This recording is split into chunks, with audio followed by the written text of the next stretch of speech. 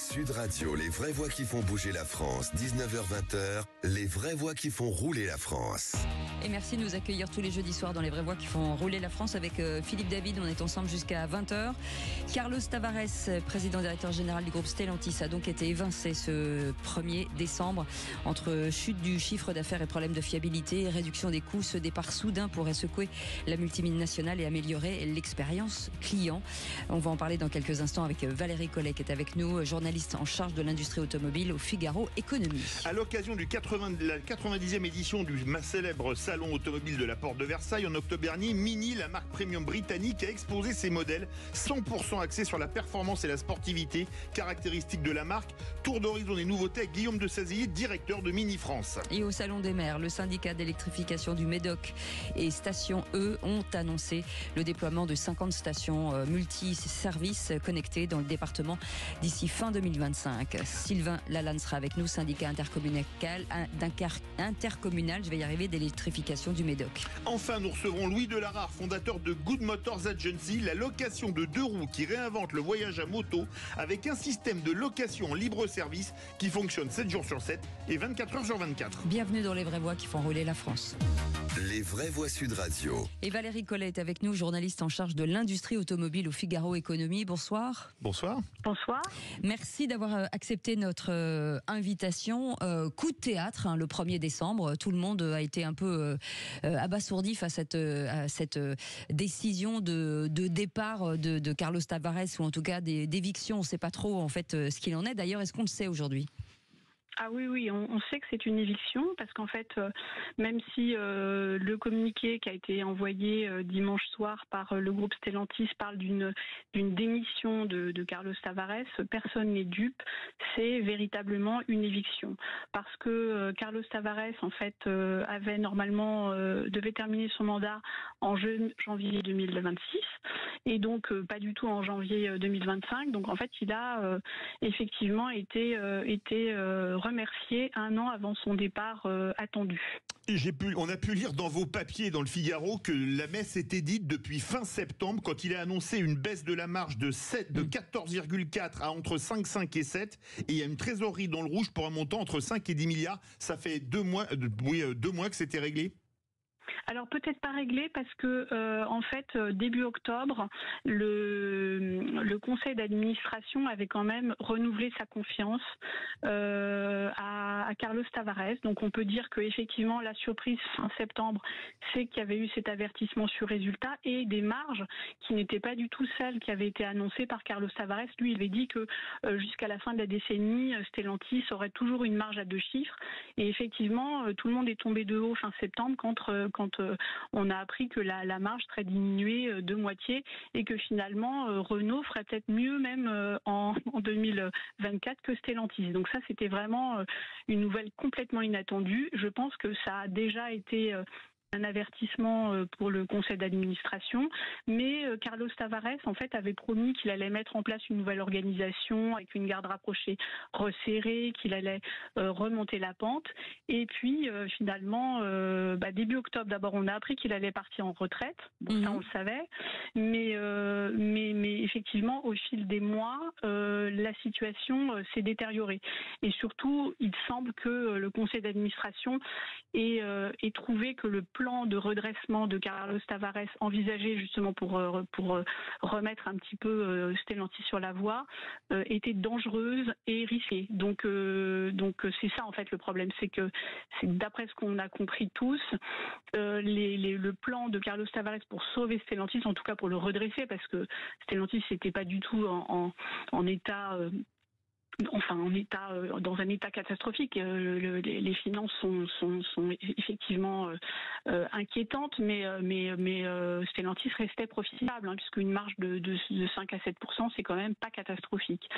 Et donc en fait, patatras, on a appris tous, et lui-même a été extrêmement surpris puisqu'il était en Arabie Saoudite quand il a appris la nouvelle. Oui. Alors avec ce départ, forcément beaucoup de langues se sont déliées, forcément sur le management du patron de Stellantis, ce qui a quand même créé pas mal une sorte de tremblement de terre à son départ, puisque même les syndicats ont été plutôt heureux de ce départ. Ah oui, c'était incroyable. Surtout en Italie, ça a été. En France, on a eu des réactions plus mesurées, à part du côté de la CGT, où là, ça a été effectivement une forme de réjouissance. Mais c'est surtout en Italie que, alors là, ça a été incroyable. C'est à la fois les membres du gouvernement et les syndicats qui ont tous crié victoire, hein, d'une certaine façon. Aux États-Unis aussi, on a eu ça. On a eu des organisations, enfin le puissant syndicat des ouvriers américains qui a dit que c'était la meilleure nouvelle qui avait pu arriver ces derniers mois et que Carlos Tavares avait été une catastrophe à la tête de cette entreprise aux États-Unis. Alors, quand on lit vos papiers, la méthode Tavares, c'était des marges records avec comme revers de la médaille d'avoir essoré les équipes, multiplié les conflits. Et il y a eu beaucoup de problèmes, les airbags Takata, la fiabilité des moteurs PureTech. Est-ce que quelque part, un des principaux reproches, c'est qu'il a trop privilégié les actionnaires par rapport aux clients? Alors, et aux salariés, évidemment.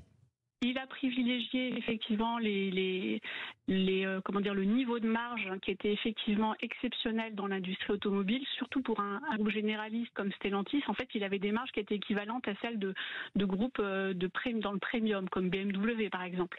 Et il a même réussi à faire mieux que ces groupes premium. Donc effectivement, sa méthode c'était d'atteindre des niveaux records de profitabilité. Mais d'être en guerre avec tout le monde en fait, aussi bien les clients effectivement avec des problèmes de qualité, des rappels, mais aussi avec les concessionnaires, avec les fournisseurs, puisqu'en fait les fournisseurs étaient complètement mis sous pression et c'était la guerre permanente même pour être payés en fait. On a appris que Michelin par exemple avait fini par dire à Carlos Tavares qu'il refusait de le livrer parce que Stellantis ne voulait pas payer. Donc, voulait payer beaucoup trop tard. Donc, en fait, c'était la guerre permanente, la guerre avec les gouvernements, la guerre avec les syndicats, la guerre. Et ça, je pense que c'était un problème pour les administrateurs de Stellantis de voir que les fronts se multipliaient à tout niveau. Et on imagine que l'avenir de Stellantis, c'est un grand point d'interrogation. On a vu dans la presse que Luca De Meo avait dit non. Il va falloir trouver une solution, une trajectoire. On est un peu dans un secteur qui est un peu troublé en ce moment chez les constructeurs. C'est quoi l'avenir? Qu'est-ce qu'on perçoit en tout cas pour l'avenir du groupe Stellantis? Est-ce que ça veut dire qu'ils vont se débarrasser de marques par exemple? Ah, ça c'est tout à fait probable parce que c'est vrai que Carlos Tavares avait mis un point d'honneur à conserver 14 marques, mais on voit bien qu'il y en a plusieurs d'entre elles qui sont vraiment en difficulté. Il y a des marques italiennes, Lancia par exemple qui est relancée mais qui ne marche pas très bien, même pas du tout. On voit DS par exemple qui n'arrive pas à percer non plus. Donc il va y avoir forcément des décisions prises ces prochaines années, mais ce qu'on peut dire c'est que ça va rester un grand groupe mondial, hein, c'est le 4e groupe mondial à l'échelle, dans le domaine automobile. Donc ça on le sait. Maintenant, on et un raté avec la Chine par exemple aussi. Oui, clairement, Mais à vrai dire, les groupes français en Chine, ils ne sont plus présents. Renault non plus n'est pas en Chine. C'est vrai que l'avenir de Stellantis, ça va être essayer de tenir son rang et de se réconcilier un petit peu avec tout le monde, parce que être en guerre, c'était pas durable. C'était vraiment une stratégie qui était extrêmement périlleuse. Pardon, oui. Non, allez-y. Et je pense qu'effectivement, la suite, ça va être de faire briller des marques, de trouver aussi des niveaux de prix qui soient accessibles, parce que il y a eu vraiment des augmentations de prix complètement dingues. Et aux États-Unis, d'ailleurs, ça a posé de graves problèmes. Et c'est notamment aussi ce qui a fait chuter les ventes et les stocks qui se sont accrus aux États-Unis. C'est aussi parce que les niveaux de prix étaient complètement fous et les véhicules étaient devenus inaccessibles. Une dernière question en 30 secondes. On a des craintes à avoir pour l'emploi en France? Oui, il y a des craintes à avoir parce qu'on a beaucoup d'usines en France qui ne sont pas assez chargées, comme on dit dans cet univers-là. Il n'y a pas assez d'activité. Pour l'instant, Stellantis avait promis qu'aucune usine ne serait fermée, qu'on allait maintenir du travail partout. Mais vu le marché et vu les ventes, il y a effectivement des inquiétudes et je pense que les salariés doivent effectivement se demander ce qu'il en sera. Ça sera le cas aussi en Italie. C'est la même chose, on est dans la même situation. Et aux États-Unis, il y a déjà des plans de licenciement très importants qui ont lieu, même s'il n'y a pas d'usine qui ferme. Merci beaucoup Valérie Collet d'avoir été avec nous, journaliste en charge de l'industrie automobile au Figaro Économique. Et si Stellantis, merci beaucoup, et Stellantis est à la peine, il y a une marque qui sourit, elle est plutôt très heureuse, c'est la marque Mini. Et on va en parler dans quelques instants avec plein de nouveautés et je peux vous assurer que ça devrait vous plaire. À tout de suite. Sud Radio. Sud Radio. Parlons vrai. Parlons vrai. Sud Radio. Parlons vrai. Sud Radio, les vraies voix qui font bouger la France. 19h-20h, les vraies voix qui font rouler la France. Et vous savez que Sud Radio est amoureux de l'automobile. C'est pour ça que nous avons cette émission tous les jeudis soirs, les vraies voix qui font rouler la France. Et pas que. Parce qu'on a eu le week-end. Absolument, avec Jean-Luc Moreau et Laurence Perrault. On parle auto. On les embrasse tous les deux d'ailleurs. Le samedi 10h midi. Voilà, exactement, c'est merci de le dire. Mini, donc la marque premium britannique qui revient avec des modèles 100% axés sur la performance et la sportivité. On en parle tout de suite avec Guillaume de Saïzy, qui est directeur de Mini France. Merci beaucoup d'avoir accepté cette invitation. Alors je vous le disais il y a 2 secondes hors antenne, je me suis rendu compte que c'était déjà la 5e génération chez Mini, 4e chez BM, mais 5e génération. On a l'impression que cette marque, elle est tellement innovante qu'on a l'impression qu'elle est venue la semaine dernière, alors que c'est quand même une marque qui compte dans le quotidien des Français depuis très longtemps. Exactement. Alors merci déjà de votre invitation. Ravi d'être avec vous ce soir. Et effectivement, la date de naissance de Mini, c'est 1959. C'est fou. On est né 2 ans après la crise du canal de Suez. Et l'objectif quand même, l'anecdote, c'est que l'objectif c'était de construire c'était juste après la crise du canal de Suez. Donc il y avait des problèmes d'approvisionnement en matières premières, des problèmes évidemment de pénurie d'essence. Et l'objectif des ingénieurs à l'époque, c'était de faire la voiture qui permet d'embarquer 4 adultes dans le moins d'espace possible pour utiliser le moins de matériaux, pour utiliser le moins d'essence possible. Donc c'est déjà à l'époque quelque chose qui résonne quand même pas mal avec les problématiques actuelles. À l'époque, Mini, c'était anglais. Aujourd'hui, c'est le groupe BMW. C'est quoi? C'est une British Deutsche Qualität. Mini, c'est quoi comme marque? C'est exactement ça. Et le groupe BMW a vraiment fait preuve d'innovation à l'époque, quand il rachète le groupe Rover. Et dans le groupe Rover, il vient piocher la marque Mini et relance la Mini moderne en 2001 avec le succès qu'on connaît, vous l'évoquiez. On a maintenant cette génération qui est arrivée. Et cette année, c'est assez exceptionnel dans l'industrie automobile, c'est-à-dire qu'on renouvelle 100% de nos modèles en l'espace d'1 an. C'est vraiment un coup très fort et une vitalité qui est vraiment retrouvée. Est-ce que c'est pour ça qu'il y a eu un petit flou un peu en 2023? C'est parce qu'on attendait un peu ce renouvellement total de la gamme? Le renouvellement, il avait été acté bien avant. Le temps industriel, c'est un temps assez long. J'entendais tout à l'heure, vous parliez des problématiques et notamment de Stellantis. Dans l'industrie automobile qui est chahutée, vous le disiez, on a besoin de perspectives parce que des investissements industriels, c'est sur des temps longs. Donc là, on lance cette voiture cette année, mais c'est évidemment le fruit d'investissements qu'on a fait par le passé. Et là, aujourd'hui, c'est incroyable le résultat parce qu'on est là avec donc une Mini Cooper, 3 portes, 5 portes, cabrio, un nouveau Mini Countryman qui est le SUV qui est disponible en version thermique et en version 100% électrique, et avec un nouveau venu qui s'appelle Aceman, qui est un petit SUV urbain 100% électrique. Et à chaque fois, l'ADN Mini, il est complètement présent dans toutes les productions. Donc c'est vraiment une offensive très forte. L'accueil au salon de l'auto, parce que c'était aussi important de montrer ça, c'était finalement, est-ce qu'on va chercher de nouveaux clients? Parce que ça aussi, c'est intéressant de se dire, est-ce qu'on va chercher de nouveaux profils? Est-ce que les aficionados de la marque, il y en a toujours, ont adoré ces nouvelles versions? Un super accueil. J'avais jamais vu ça. Il y avait la queue devant notre stand pour pouvoir rentrer. C'est vrai. Comme chez nous dans le studio, il y a la queue pour rentrer. Pareil, chez vous, vous étiez à côté. Et on filtrait pour que les gens puissent vraiment profiter de manière qualitative et faire le tour des voitures et les voir. Ça sent bon quand même. Exactement, ça sent très très bon. Et en fait, les Français ne s'y trompent pas. La France, c'est un des meilleurs marchés pour Mini dans le monde. Quand on parle de vente 100% électrique, on est même le deuxième marché. Il y a une très longue histoire entre la France et Mini. Et on va évidemment, avec cette nouvelle génération qui match très très bien avec le marché automobile français, qui est un marché des voitures compactes, citadines. Et donc nous, on s'inscrit avec une offre qui est vraiment super compétitive. Avec Cécile, on avait fait une émission sur le stand de Mobiliance. Au salon, c'était juste en face, quasi en face du stand. On les voyait. On les voyait d'ailleurs, absolument.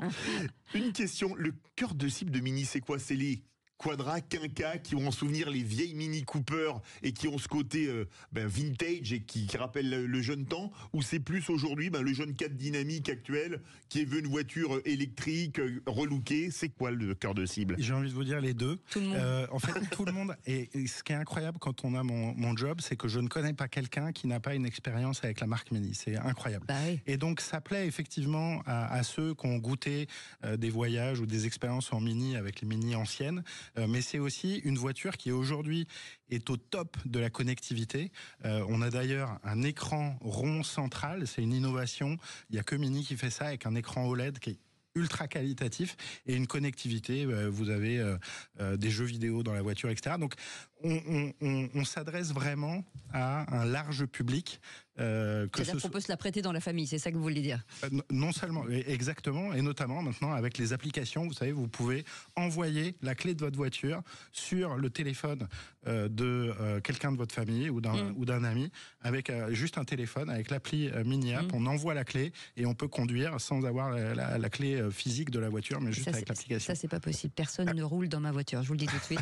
Personne ne prend le volant. Le rôle finalement de Mini dans le groupe BMW, c'est un peu la transition électrique en fait. C'est le fer de lance finalement, c'est Mini aujourd'hui. Ouais, exactement. Donc on avait déjà une Mini Cooper électrique. Oui. Et donc là, on a la nouvelle génération qui arrive avec plus de batterie, avec plus de performance, avec un nouveau look très épuré, mais qui garde l'ADN de Mini, et c'est ça qui est très fort. On a donc le Mini Aceman, 100% électrique, et puis on a le grand frère qui a grandi un peu, qui est le Mini Countryman. 10 cm. 10 cm, et ça peut devenir vraiment la première voiture du foyer. Avec la précédente génération de Countryman, on avait des gens qui nous disaient ça, c'est un peu limite pour être la première voiture du foyer. Là, avec cette génération, on s'adresse aussi à un public plus large, à un public aussi familial, à des clients qui cherchent un peu plus d'espace et des capacités un peu supérieures en termes d'emport, d'embarquement. Et là aussi, on a une version diesel, on a une version essence, on a une version hybride et on a une version 100% électrique. Alors, les modèles que vous avez mis en avant lors du Salon de Paris, c'est pas si vieux que ça, c'était il y a un peu moins de 2 mois. Il y avait la Mini John Cooper Works et Aceman John Cooper Works. Les John Cooper Works, c'est les finitions, vous me passerez l'accent, c'est les finitions sportives, c'est ça? J'aime beaucoup votre accent. Et moi, j'ai pas compris ce qu'il a dit. Alors, John Cooper Works. Pas, mais j'ai rien compris en fait. Et John Cooper, en fait, c'était un pilote de légende et aussi un préparateur auto-voiture et un préparateur de voitures de course. Et donc, c'est lui qui a donné son nom à la griffe sportive. Chez Mini. Et donc, effectivement, des variantes John Cooper Works de nos voitures. Il en existe à la fois pour les versions thermiques, et c'est des petites bombes. On dit toujours, les Mini, c'est la sensation de conduire un karting. Et là, je peux vous assurer, avec une voiture comme une Mini qui fait 230 chevaux, je peux vous assurer que les sensations de karting, elles sont bien là. Et la grosse nouveauté, c'est que cette griffe John Cooper Works, elle est maintenant aussi disponible en version 100% électrique. Et là, ça fait plus de 250 chevaux. Avec le couple d'une voiture électrique, je peux vous assurer que la sensation de go-kart, elle est très présente. Et donc, l'ADN de Mini, il est 100% respecté. Et j'en profite pour dire, pour ceux qui n'ont jamais roulé dans une voiture électrique, faites très attention au démarrage parce que ça va très vite.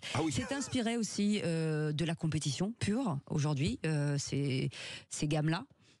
Tout à fait. Et on a eu l'occasion d'éprouver la Mini John Cooper Works sur les 24 heures du Nürburgring. Vous savez qu'il y a un circuit mythique en Allemagne. C'est un circuit qui est très long, c'est absolument magique. Avec beaucoup de virages. Et donc, beaucoup de virages. C'est exactement l'objectif. Et là, c'était vraiment un essai réussi avec la Mini John Cooper Works. Emmené d'ailleurs qui a gagné dans sa catégorie et qui était emmené par le petit-fils de John Cooper. Oui, c'est vraiment entre Mini et la famille Cooper, c'est vraiment une histoire d'amour. Sur l'aspect de la voiture, sur toute la partie design, c'est un peu plus lissé. On sent que on est un peu dans l'univers de l'électrique, même si on n'est pas, même si on est un autre carburant. On sent c'est un tout petit peu plus épuré qu'avant. Exactement, et nos designers, ils appellent ça charismatic simplicity. J'adore. C'est du langage de designer. Charismatic simplicity, oui, c'est exactement ce qu'on dit de moi. Et donc il y a effectivement ces formes épurées, et ça c'est aussi important quand on fait de l'électrique parce que ça amène un meilleur CX, une meilleure pénétration dans l'air, et donc des consommations qui sont maîtrisées. Et puis aussi charismatique parce qu'on a un modèle qui est iconique et donc il ne s'agit pas de travestir l'icône, il faut garder les gènes et quand on voit en fait on pose à côté la première génération ou les mini classiques comme on les appelle et puis la nouvelle mini, je veux dire l'air de famille, c'est même plus qu'un air de famille, la filiation elle est évidente. Et il y a aussi l'aspect client, vous déployez les nouveaux standards des concessions Retail Next. C'est incroyable. Et c'est fou, cet accent, c'est un festival. Et non seulement, on pense qu'il est britannique, mais non, pas du tout. Et non seulement on a des nouveaux standards, effectivement, l'expérience client, elle est aussi au cœur de ce qu'on veut faire. Et acheter une Mini, c'est un achat passion très souvent, même si on a des offres qui sont raisonnable, rationnel, mais en plus du côté rationnel de nos offres de loyer, on pourra en parler, qui sont canons, on veut aussi offrir une expérience waouh, et ça passe par l'expérience dans nos points de vente. Donc on a un programme et on va refaire l'intégralité, pratiquement 150 sites en France qui sont très importants pour nous. Et en même temps qu'on a ça, on a un nouveau système de distribution qu'on appelle, et je vais essayer d'imiter votre accent anglais, The New Retail. Fantastique. En fait, c'est quoi ? C'est un système de vente directe. Concrètement, ça veut dire quoi ? On s'appuie toujours sur notre réseau de distributeurs, de partenaires, parce que on croit beaucoup à la capillarité et à la capacité de nos partenaires locaux à être au contact justement de nos clients pour offrir une super expérience client.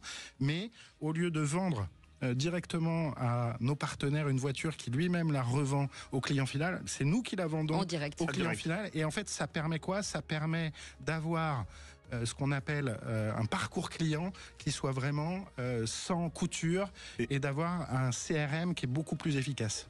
Merci mille fois Guillaume de Sazilly d'avoir été avec nous, directeur de Mini France. Dans un instant, le syndicat intercommunal d'électrification du Médoc, Sylvain Lalanne, sera avec nous. Allez, à tout de suite. Sud Radio. Sud Radio. Parlons vrai. Parlons vrai. Sud Radio. Parlons vrai. Radio, les vraies voix qui font bouger la France. 19h-20h, les vraies voix qui font rouler la France. Bienvenue dans les vraies voix qui font rouler la France. On est ensemble avec Philippe David jusqu'à 20h. Au Salon des maires, le syndicat d'électrification du Médoc, le SIEM et Station E ont donc annoncé le déploiement de 50 stations multiservices connectées dans le département d'ici fin 2025. Sylvain Lalanne est avec nous de ce syndicat intercommunal, je vais y arriver, d'électrification du Médoc. Pourquoi on me fait des titres aussi longs aussi? Sylvain Lalanne, bonsoir, merci d'être avec nous. Bonsoir Philippe, bonsoir Cécile. Le SIEM, vous dites, ça sera plus simple. Voilà, exactement. Mais c'est pour que nos auditeurs sachent bien de quoi on parle. Il y a cette belle région du Médoc, ce partenariat effectivement entre Station E et vous. Quel était aujourd'hui l'intérêt d'avoir ces bornes multiservices ? Alors l'intérêt, c'était le maillage du territoire. Juste pour rappeler, le Médoc, je ne sais pas si vous connaissez, mais c'est une région assez rurale en définitive, et touristique et proche d'une métropole. C'est-à-dire que vous êtes un patchwork en fait touristique rural, périurbain et aujourd'hui sur des territoires comme ça, on n'avait pas de maillage spécifique pour disons donner une connectivité à l'ensemble des populations. Aujourd'hui, la question qu'on s'est posée en fait, comment mailler un territoire avec un contexte financier, vous connaissez tous, c'est quand même assez difficile aujourd'hui. On a peu de visibilité pour aider les collectivités et les entreprises, voilà. Et en plus, on a parlé précédemment des nouvelles exigences des usagers aujourd'hui sur du déplacement propre. Voilà, ouais. Donc c'est ce qui nous a les questions qu'on s'est posées à ce moment-là, et d'où la présence, notre présence et la présence du ministre François Duvauré à une quinzaine de maires du Médoc sur la Banque des Territoires. Et la Banque des Territoires, oui. Exactement. Oui. Sylvain Lalanne, l'important aussi est de dire, et vous l'avez dit, il y a tellement d'investissements dans les communes que c'est aussi intéressant d'avoir un partenaire qui, lui, investit pour eux. C'est exactement ça on a toujours pensé aujourd'hui. Je pense que l'acteur public est là pour lancer des initiatives. C'est notre rôle, les accompagner, impulser. C'est ce qu'il faut et ce qu'il fallait. C'est ce que fait l'État et les collectivités. Par contre, aujourd'hui, nous avons de nombreuses compétences, que ce soit les infrastructures, les écoles, le monde associatif. Et on se doit, nous, d'apporter, d'accompagner également l'ensemble des entreprises dans du développement économique, de développer nos territoires. Et aujourd'hui, d'avoir disons, de pouvoir faire du partenariat avec des sociétés telles que Station E, ça nous permet, nous, quelque part, de porter nos politiques tout en n'important pas les coûts, à mon avis, qui ne sont pas dans notre périmètre, en définitive.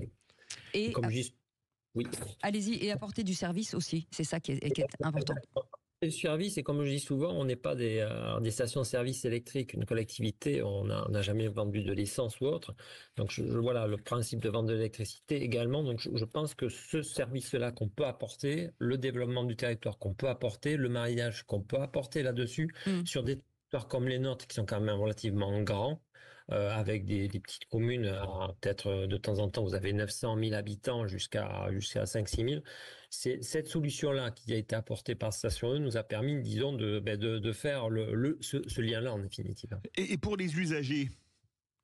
Aujourd'hui, les usagers aujourd'hui, ils ont le gain est ils ont déjà un gain financier aujourd'hui. Tout simplement. Ce qui est déjà pas mal. Ce qui est déjà pas mal. Aujourd'hui, j'avais fait faire le calcul, je crois que de mémoire, on était à peu près à 72 centimes le correspondant au litre de carburant. C'est comme si vous payiez votre carburant à 72 centimes.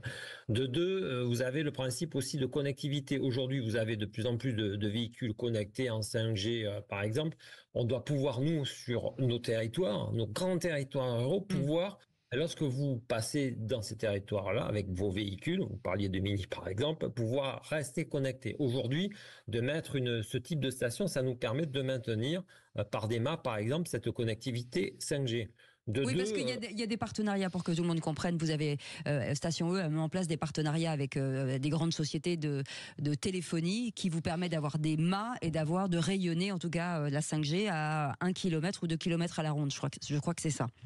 Exactement, j'appellerais ça, alors c'est pas un gros mot, mais le business model nous paraissait intéressant. Comme je dis, la collectivité ne porte pas le financement quelque part. Elle bénéficie également d'ailleurs, elle profite quelque part du coût de vente de l'électricité, puisqu'aujourd'hui on récupère un tout petit peu de la consommation, et on loue notre espace public par ce qu'on appelle des AOT. Donc la collectivité est gagnante au niveau financier là-dessus, elle n'investit pas, donc je dirais que c'est du gagnant-gagnant, et derrière elle peut apporter à ses populations, ce que vous disiez, même ce que j'appelle de l'économie circulaire. Vous avez des quasi Vinti d'autres, par exemple, que vous pouvez positionner sur des zones qui sont plutôt rurales et qui n'étaient pas, en définitive, qui n'avaient pas ces équipements-là. Aujourd'hui, on a ce besoin-là. Merci beaucoup Sylvain Lalanne d'avoir été avec nous, un syndicat intercommunal d'électrification du Médoc. Et c'est une région magnifique avec des châteaux qui produisent des breuvages exceptionnels, je dois l'avouer. Je vous incite. Je vous confirme, je suis le premier contributeur. Absolument. N'hésitez pas à nous envoyer des cadeaux de Noël. Je dis ça, je dis rien. Non, je plaisante, bien entendu. Allez. Merci d'avoir été avec nous. Dans un instant, Louis de Larare avec nous, fondateur de Good Motors Agency. Eh bien, on le retrouve tout de suite. Oui. Sud Radio, votre attention est notre plus belle récompense. D'abord, je voudrais vous féliciter, André Berkoff, pour les invités que vous faites venir. Vraiment, votre émission, si elle n'existait pas, il faudrait l'inventer. Sud Radio, parlons vrai. Sud Radio, les vraies voix qui font bouger la France. 19h-20h, les vraies voix qui font rouler la France. Et les vraies voix qui font rouler la France, bienvenue si vous venez de nous rejoindre. C'est pas bien, mais bon, c'est bien d'être là quand même. On est ensemble jusqu'à 20h avec... on a eu de très beaux invités aujourd'hui. Et puis on devait recevoir quelqu'un qui malheureusement est dans son train. Donc on va quand même lui souhaiter la bienvenue. Louis de Larare qui devait être avec nous, qui n'est pas là, qui était le fondateur de Good Motors Agency, mais qui nous a envoyé quelqu'un qui est formidable aussi. Alors, son directeur marketing, Alexandre Chavagnac, bonsoir. Bonsoir, merci beaucoup de me recevoir. Alors, Good Motors Agency, c'est la location de 2 roues qui réinvente le voyage à moto avec un système de location en libre service qui fonctionne 7 jours sur 7 et 24 heures sur 24. Déjà, il y a une chose qui m'a fait rire sur votre communiqué de presse. Vous vous revendiquez comme une entreprise normande. Qu'est-ce qui différencie une entreprise normande d'une entreprise bretonne ou une entreprise alsacienne? Non, mais je comprends, moi je comprends. Bah oui, vous qui aimez la Normandie, en plus j'ai pensé à vous. Écoutez, c'était important pour nous de le mentionner dans notre communiqué de presse parce que la région de Normandie nous soutient énormément via des investisseurs institutionnels. Donc on est très attaché à ces racines, même si aujourd'hui la majorité de notre parc moto il est plutôt dans le sud-est, plutôt notamment à Marseille, mais on est très fiers d'avoir ces racines normandes. Et vous louez les motos avec des camemberts, je crois. C'est bien. Le principe, c'est de pouvoir finalement utiliser, de ne pas acheter la moto, mais de pouvoir utiliser une moto en toute liberté, avec un concept finalement très simple. Et on se dit, pourquoi je n'ai pas inventé ce système? L'idée, en fait, elle est venue en 2019. On était en vacances dans la région de Nice. On venait d'avoir le permis moto, donc à l'époque on cherchait à louer des 125 et on s'est rendu compte que l'expérience de location d'une moto, elle est très complexe en fait. Si vous voulez louer une moto ou si vous vouliez louer une moto avant Good Motors Agency. Je connaissais pas de loueur de moto avant Good Motors Agency. Ça existait avant Good Motors Agency, mais avant il fallait passer par des points de vente qui sont physiques, qui ont des horaires spécifiques, qui sont pas ouverts le dimanche, etc. Donc l'expérience de location, elle est assez complexe et on s'est dit qu'il y avait un autre modèle à proposer. Et en 2022, c'est là qu'on a commencé à réaliser, à tester en mettant en libre service près de la gare d'Avignon et près de la gare de Marseille des motos qu'on pouvait réserver en ligne. Et petit à petit, ça s'est développé. On a développé le modèle, on a étoffé notre catalogue de motos et on a développé aussi les destinations dans lesquelles vous pouvez louer nos motos. Ça passe de quoi alors, les motos? C'est quel type de moto aujourd'hui? Alors à la base, on louait beaucoup des motos vintage. Donc si vous voyez des trails Transalp par exemple qu'on avait beaucoup parce qu'on trouvait qu'il y avait un charme hyper intéressant pour aller découvrir une région avec ces motos. Elles sont toujours à notre catalogue, mais depuis on l'a beaucoup étoffé. On travaille avec le groupe Piaggio, donc beaucoup de Moto Guzzi. On travaille avec Honda, Royal Enfield aussi. Et l'idée, c'est de proposer à la fois des 125, des motos accessibles en permis A2, donc moins de 38 chevaux, et aussi des motos de plus haute gamme, comme une Moto Guzzi Mandello, par exemple. Mais c'est des motos que vous rénovez vous-même? Alors, les motos anciennes, on les fait rénover par des spécialistes avec qui on est partenaire. D'accord, vous les faites renouveler. Alors, vous avez créé une appli utilisable 7 jours sur 7, 24 heures sur 24. Comme dirait un journaliste célèbre, comment ça marche? Concrètement, ce qui se passe, c'est que vous réservez votre moto en ligne, donc sur goodmotors.agency, vous allez sur notre site, vous avez le choix des différentes destinations dans lesquelles nos motos sont présentes. Donc aujourd'hui, il y a 13 destinations, 13 points de location. Alors on va le dire, il y a Avignon, Aix-en-Provence, Dijon, Biarritz, Bordeaux, Nantes, Marseille, Nice, Nice Aéroport et Nice Gare, Nantes, Lyon, Toulouse, Deauville, donc sont destinations qui quand même fonctionnent plutôt très bien. Pour le tourisme notamment. Oui. Absolument. Nous, notre credo, c'est vraiment de faciliter le voyage à moto. Donc on est présent dans des points de location aussi où on sait que les gens vont prendre du plaisir à aller conduire une moto et avoir un week-end qui va être différent s'ils ont une moto ou s'ils n'ont pas de moto. Mais du coup, pour revenir sur l'expérience, elle est très simple. Vous allez sur le site goodmotors.agency, vous choisissez votre point de destination, vous choisissez votre moto, vous choisissez vos dates. D'accord. Et vous réservez votre moto. Le jour J, vous allez recevoir toutes les informations pour récupérer votre moto, donc c'est-à-dire l'emplacement exact de la moto. et les codes d'accès pour récupérer les clés, déverrouiller la moto et faire votre état des lieux. Ensuite, vous êtes complètement libre de partir et d'aller explorer la région. Oui, mais ça veut dire que il faut créer d'abord un compte. J'imagine avec son permis moto, voilà, parce que tout voilà. Est-ce que c'est les scooters, tout ça, comment ça se passe en fait? Est-ce que c'est plus simple, par exemple? Effectivement, on loue pas de 50 cm3. Mais par contre, on a des scooters au catalogue. Forcément, pour toute réservation, on va vérifier le permis, vérifier l'identité et vérifier que le permis correspond au modèle de moto qui a été réservé.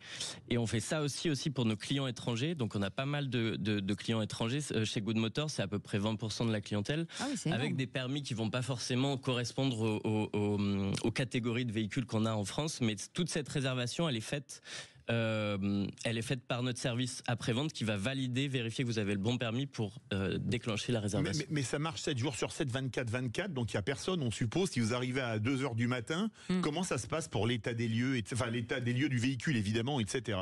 Ce libre service 24 heures sur 24, vous filmez avec votre téléphone, comment ça marche? Exactement. Mais ce libre service, c'est ça vraiment qui différencie Good Motors Agency. Et ce qui se passe, c'est que quand vous arrivez, imaginez que vous descendez du train à Avignon TGV. Oui. Vous allez marcher 3 minutes, vous rendre dans le box dans lequel se trouvent nos motos. Vous allez avoir juste avant reçu les codes pour pouvoir déverrouiller la moto, et puis vous allez prendre des photos pour faire l'état des lieux. Et là, vous êtes prêt à partir, vous avez le badge pour sortir du parking, vous êtes prêt à partir et prêt à rouler. Et le casque ? Effectivement, merci beaucoup. Le casque, on permet aussi à nos clients de réserver en plus un casque et des gants qui sont disponibles toujours à côté des motos dans des armoires. Qui sont obligatoires déjà. Qui sont obligatoires, forcément. Les gants aussi, effectivement. Et en plus de ces équipements-là pour le pilote, on a aussi des équipements pour les motos. C'est-à-dire que si vous voulez ajouter une sacoche, un top case, c'est aussi possible. Toujours cette idée pour nous d'aller faciliter ce voyage à moto, de voyager le plus léger possible. Alors en cette fin d'année, vous lancez un nouveau site, Good Roads, dédié aux itinéraires depuis les destinations. Expliquez-nous. Et puis une question qui m'intéresse, Cécile sera d'accord, y a-t-il les restaurants dedans? C'est une très très bonne question. Et effectivement, on va lancer très prochainement une nouvelle version de notre site Good Roads.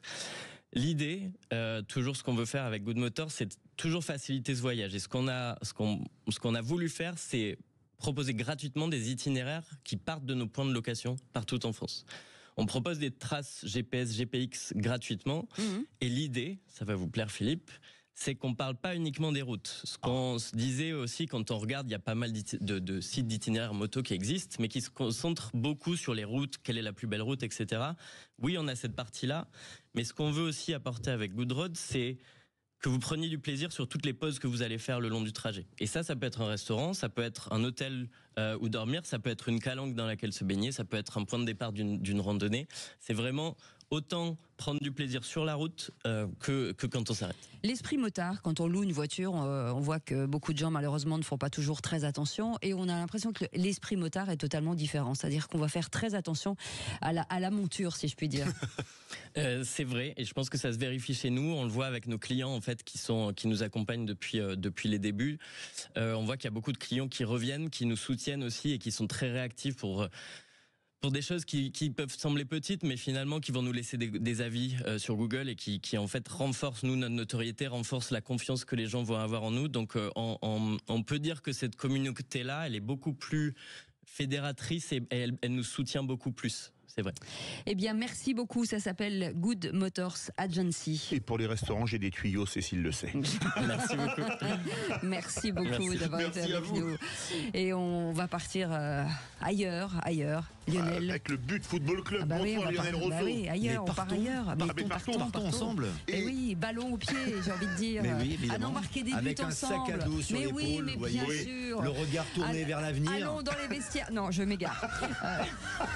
Le But Football Club, vous voulez savoir le sommaire? Bah oui, les thématiques, notamment avec Michel Moulin, Karim Zeribi, Jimmy Algerino, Benjamin Danet. Tout ça. Il va y avoir énormément d'invités qui vont nous rejoindre, notamment deux thématiques intéressantes. Est-ce que Zinedine Zidane peut sauver Kylian Mbappé? Vous savez qu'il a encore loupé un penalty hier avec le Real Madrid. En tout cas, le gardien l'a arrêté, en effet. Et la presse espagnole croit savoir que le Real Madrid a contacté Zinedine Zidane pour qu'il vienne relancer psychologiquement à Madrid Kylian Mbappé. Donc on en parle évidemment ce soir. Formidable. Et puis Mohamed Salah, la star de Liverpool, peut-elle rejoindre le Paris Saint-Germain, ça c'est aussi une autre question. On a fait monter les enchères du côté de Salah et le PSG rêve un petit peu d'un successeur. Quand on voit le niveau des attaquants, c'est sûr que Salah, ça fait rêver. Ont-ils encore les moyens? Parce qu'ils ont quand même 55 millions d'euros à payer. La poche est très profonde. Ah, d'accord. Oui. On vend quelques mètres cubes de gaz et ça rachète. Allez, encore une super émission. Merci beaucoup. Merci à notre équipe formidable. Et on se retrouve demain à 17h pour les vraies voix. Passez une très belle soirée. Salut.